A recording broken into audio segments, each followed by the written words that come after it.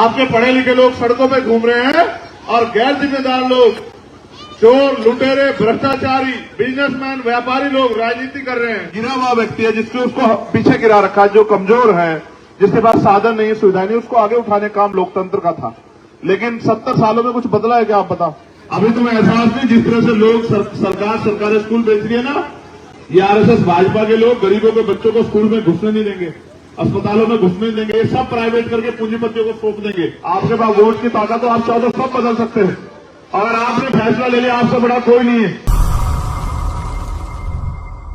सतगुरु जी 600 साल पहले के गए कि बिना राज के सारे दुख आपके हिस्से में आएंगे, और जब राज आ जाएगा तो कोई दुख नहीं आएगा।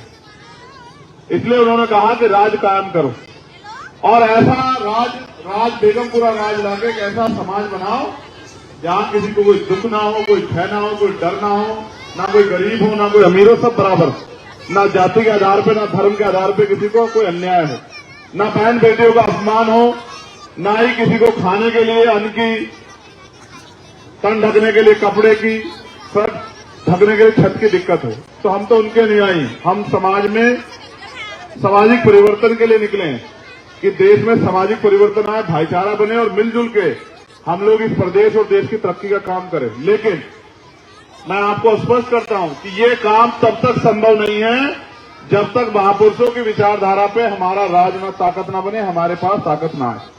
जो सपना बाबा साहब अम्बेडकर ने देखा, अपने 4 बच्चे कुर्बान किए, जो सपना मानवर काशीराम साहब ने देखा, अपनी नौकरी और अपना परिवार कुर्बान किया, सब कुछ कुर्बान किया, उनके बच्चे होने के नाते हमारी जिम्मेदारी कि हम उस काम को आगे बढ़ाएं। आज मुझे मौका यहां हमारी पार्टी संगठन ने दिया कि मैं आपके बीच जाके आपसे अपील करूं, साथ मांगू। आप जानते हैं, जब से मैंने पहचान आप लोगों के बीच में बनाई, और मैंने दिन रात कोशिश की है कि अगर देश भर में कहीं भी किसी मजलूम, कमजोर, गरीब, शोषित के साथ कोई अन्याय हो तो मैं जाके वहां लड़ाई लड़ूं। जब ये लड़ाई सहारनपुर में लड़ने का मौका मिला अध्यक्ष जी, तो मैं 16 महीने जेल में रहा। आदमी अपनी 1 इंच जमीन की लड़ाई लड़के जा सकता है जेल में, लेकिन किसी दूसरे के लिए 1 दिन नहीं रह सकता। मैंने 16 महीने 10x6 की एक कोठरी में, 10x6 समझते हो, 10 फीट लंबी और 6 फीट चौड़ी, जितना आपके यहां बाथरूम होंगे इतनी बड़ी, या रसोई होगी इतनी बड़ी जगह में मैंने 16 महीने बिताए। और अपराध क्या था कि जब हमारे लोगों पे, सरकार के इशारे पे ताकतवर लोगों ने हमला किया तो मैं इनकी लड़ाई लड़ने तक गया। मैंने उससे भी मैं घबराया नहीं। फिर जब दिल्ली में जिनके हम वंशज हैं, सतगुरु रविदास जी महाराज का गुरु घर तोड़ दिया गया, बिजनौर के लोग भी बहुत गए थे, लाखों की संख्या में हम दिल्ली पहुंचे, हमने आंदोलन किया, 96 लोग हम जेल भेज दिए गए, और लगभग 2 महीने में दिल्ली रहा, यार्ड में 2 महीने से ज्यादा। फिर मैं वहां से छुट गया तो एनआरसी का आंदोलन आ गया। जब मुस्लिम भाइयों को परेशान करने के लिए सरकार एक कानून लिया है कि भाई ये हम करेंगे, तो भी कोई बोल नहीं रहा था, तो भी फिर मैं लड़ने के लिए गया, और जमा मस्जिद से गिरफ्तार हुआ, तब मैं 1 महीने करीब जेल रह के आया। इन सब आंदोलन में सरकार ने अपनी तरफ से मुझे तोड़ने का खूब प्रयास किया, मेरे पैरों के नखून खिंचवा लिए पिलास से, मुझे लाठियों से पीटा, सब कुछ किया। फिर जब इनसे भी उनका जी नहीं भरा तो उन्होंने मेरे ऊपर गोली चलाई, 4 गोली चलाई, लेकिन अपने संतों गुरुओं के आशीर्वाद से, बहनों के प्यार से, माओं के आशीर्वाद से मैं फिर बच गया।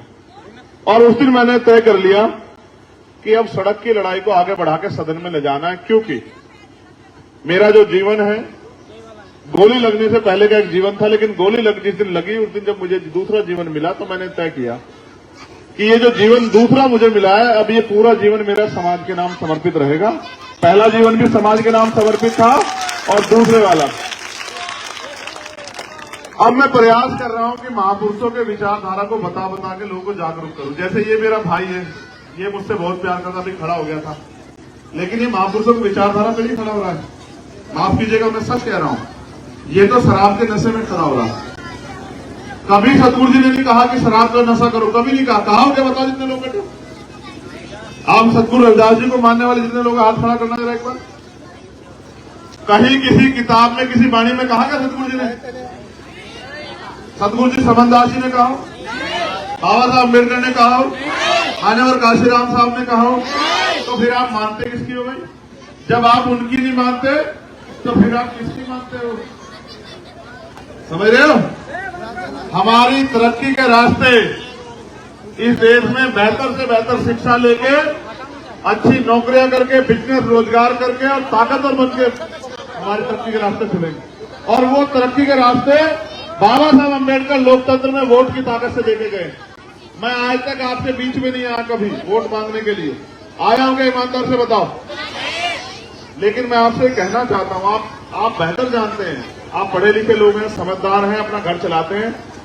इस देश में अगर बाबा साहब अम्बेडकर ने कहा कि राजनीति में हिस्सेदारी न करने का सबसे बड़ा नुकसान ये है कि अयोग्य लोग आपके ऊपर शासन करते हैं। आपके पढ़े लिखे लोग सड़कों पर घूम रहे हैं और गैर जिम्मेदार लोग, चोर, लुटेरे, भ्रष्टाचारी, बिजनेसमैन, व्यापारी लोग राजनीति कर रहे हैं। जब वो राजनीति करने जाते हैं, एमपी एमएलए तो बन जाते हैं, लेकिन कितनी हिम्मत नहीं होती जिनका वोट लेते हैं उनके लिए एक शब्द कह दें। आपके यहां भी बहुत एमपी एमएलए आप लोगों ने बनाए। आप ये बताओ, चुनाव के बाद कोई आया आपके हालात जानने के लिए?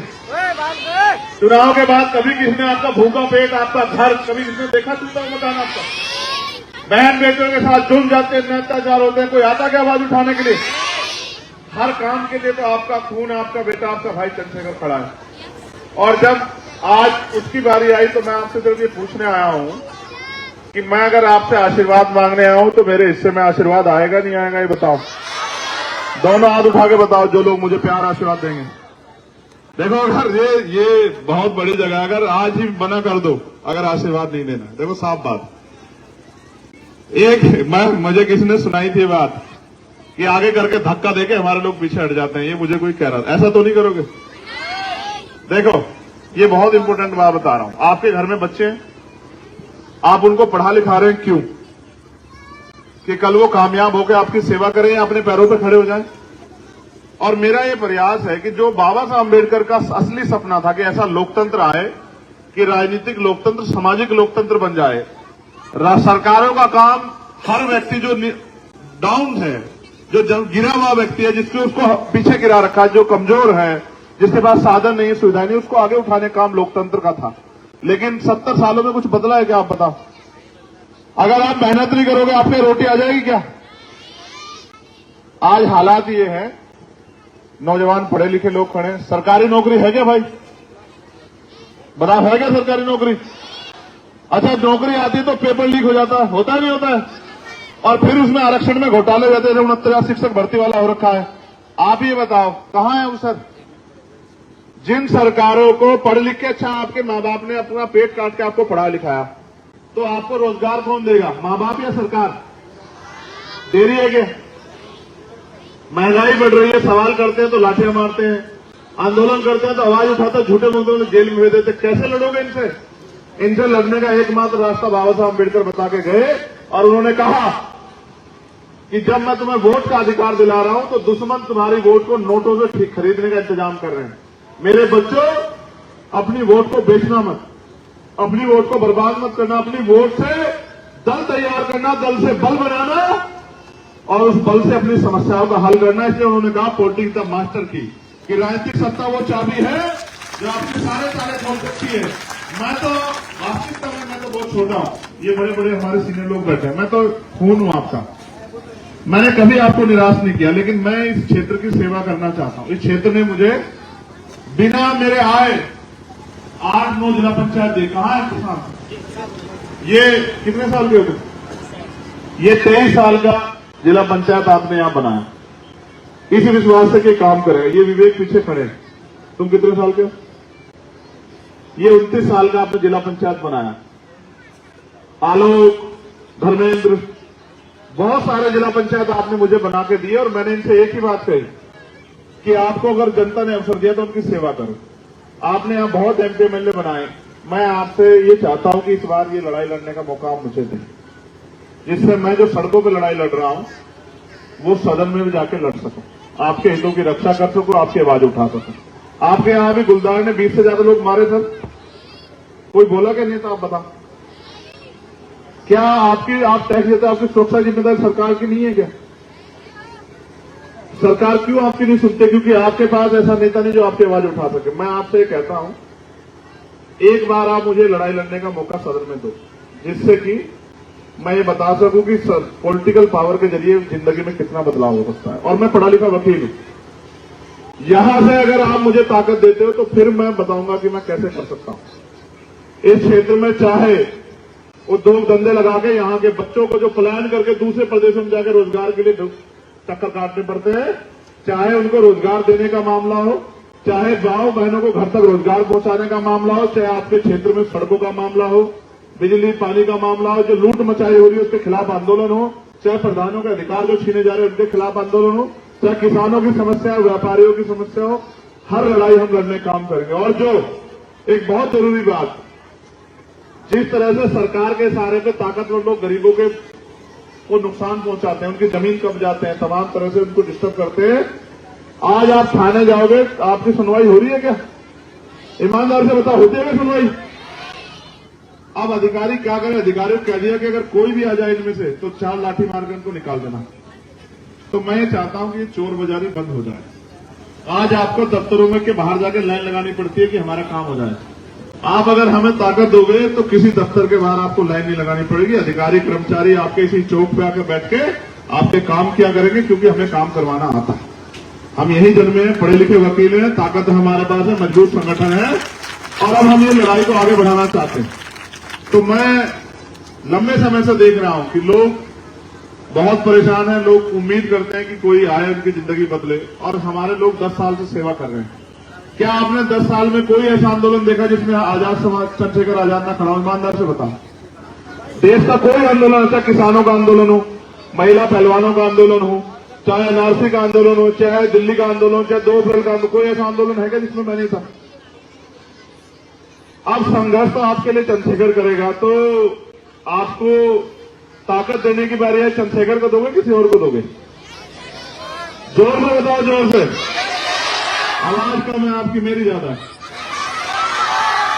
देखो, एक तरफ पैसे वाले लोग हैं, एक तरफ आपका गरीब भाई।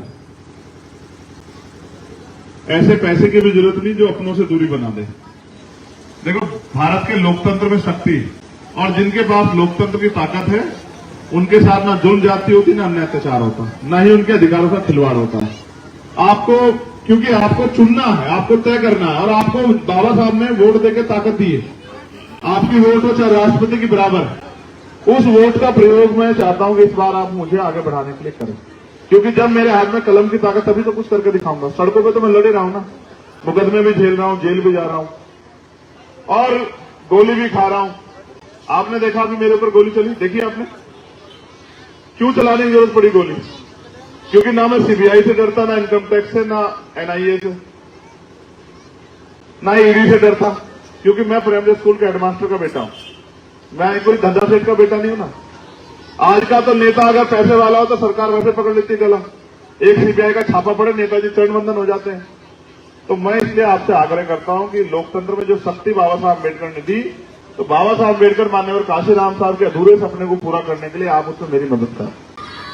बच्चों बैठ जाओ, ऐसे बैठ जाओ, तुम्हारे भविष्य के लिए लड़ रहे हैं।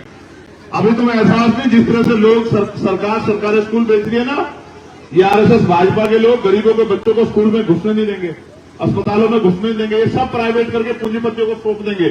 और बाबा साहब का प्रयास था कि सरकारी सिस्टम रहे, सरकार सिस्टम रहेगा तो गरीब पे अधिकार रहेंगे, गरीब पे अवसर रहेगा। ठीक है, अगर ये खत्म हो जाए, कोई गरीब घुस जाएगा क्या? बताओ आप मुझे। आज अगर आपको शादी ब्याह करना हो तो लोन लो, उधार लो, बस इलाज कराना हो तो उधार लो। ये कब तक चलेगा?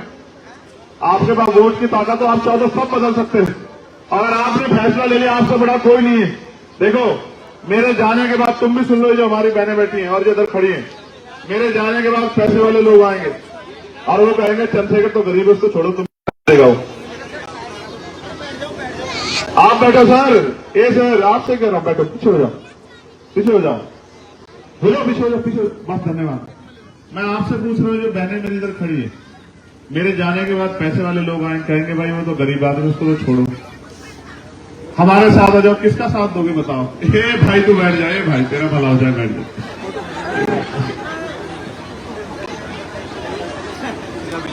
तुम ये बताओ, किसका साथ दोगे? बताओ जल्दी।